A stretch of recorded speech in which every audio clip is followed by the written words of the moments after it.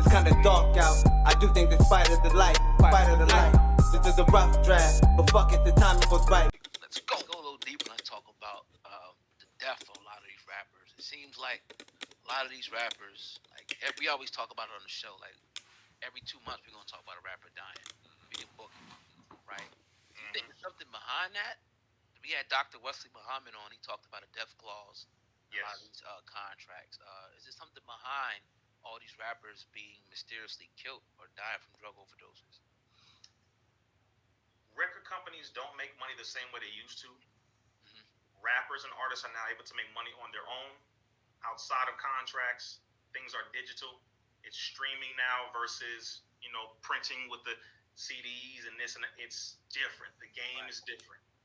You can get independent contracts for all kinds of other sponsors. You can have your own shoes with different companies and all kind of stuff outside of your contract to become a multimillionaire outside of the realm of control. So what they're looking at is, the standard way of controlling a rapper, managing a rapper, representing a rapper is dying.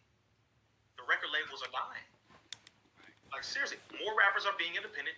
More artists now are being independent. They're making more money. It's all money in for them now. They don't have to share it and distribute it amongst 30 people. Now they're distributing it amongst maybe 10, maybe 5. So they're looking at getting more money, and they're now carrying the game to other people. They're teaching the game. People are learning the game now. So these record labels are witnessing that these rappers who are getting younger and younger and younger are learning the game faster and faster. So they're trying to figure out, okay, how can we quickly turn a quick flip on these artists? And again, we really don't want to think of how evil this system is because we don't want to take no damn responsibility.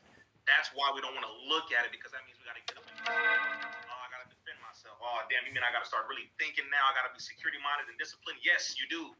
That's why we look crazy to some folk until we step in the room and they're like, damn, them the real brothers. Yes, because you should have the same mentality. Stop letting people play with you, because nobody else thinks as loosely as we do. Drinking drinks with everybody. You're not looking at who slips something to you. You high around random folks. You're drunk around random people. What the hell are you thinking? So, didn't mean to go on that tangent, but damn, boy, I mean, it gets insulting after a while because the brothers are dying younger and younger now. Then it turns out inside of the clause, as Dr. Wesley said, definitely, accurately, about a death clause, where once you die as an artist, your label gets paid because of an insurance policy put out on you.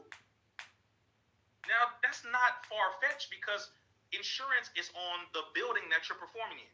Insurance is on every show. Insurance is on your vehicles as an artist when you're traveling. Insurance is on your company. Insurance is on everything down to the jewelry, even that you're wearing, that your label bought for you. Stop playing. If you don't know this, then don't get involved in the game, because once you decease and you expire, they're not looking at, oh man, send some flowers to the family, as a label, we'll take care of the funeral.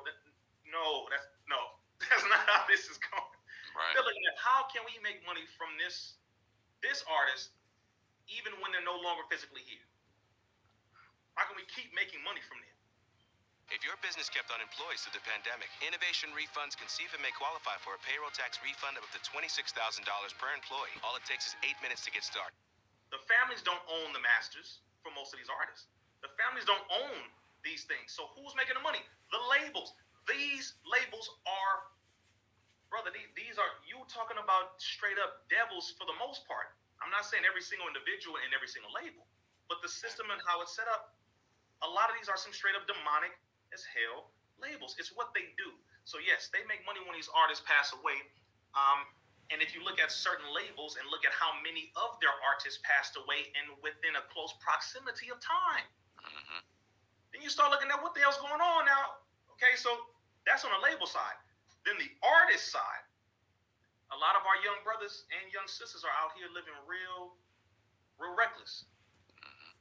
Very reckless. You give a 21-year-old $10 million who grew up in the hood, who don't know nothing about money, who don't even know anything about discipline, never had a man teach him the right way to go or had a mother teach him the right way to go. What does that do? Right. I mean, honestly, they used to have something, when I was on Drink Champs, Noriega told me, he said they used to have something called artist development as a part of labels, where they would teach the artists about certain things, about credit and different ways you can store your money, invest money, and things like that. Right. And they removed that a long time ago. So these young artists are getting lump sums of money. They're getting a staff put around them. Half the people they don't even know. They don't even know half the people. The drivers, these security people, these people, they don't know. They don't even know these folks. And they're like, look, we'll take care of all of it. Don't worry about it. Just show up here. Be ready for this. And they're just being guided to go here and go there. And they're like, look, whatever you want to spend your money on, just let us know. Call your accountant. Tell them you want to buy this. Tell them you want to buy that. And they have no idea of exactly what the hell is going on. So they're living reckless. Then you have the envy and jealousy from those inside of the hood who want to be where you are, and those who you messed around or you had different issues with. And if you involved or active in a gang, you have that side of it too. Yeah. Now your enemies know where your shows are. Now they know where to find you here. And there's so many layers to this thing. There's both sides. Yeah. So the young brothers and sisters have to get around those who really will love them and teach them properly. And they got to be humble enough to accept that because, again, you got $10 million. You 18 years old. You from the hood. You got more money than all of your mentors, your uncles, your father combined. You feel like you ain't got to listen to nobody. Right. Pops, I got more money than you ever had. Get up out of here. I'm the man. I'm your father. You got some of them really like this now. Yeah. Like, I'm your daddy. And that's where it goes. And then that's how some of them sadly live their life, and then it gets cut short because it all clashes. So there's layers to this thing, man, which is why when I meet with a lot of these young artists, as I do, that's what I tell them. I help them to spot the handlers. That's actually the first thing I do, just so you know. That's not a secretive thing. No, I help them to notice what they don't notice. Right. I help them to see what they didn't see. Help to point out certain things that they may not have looked at.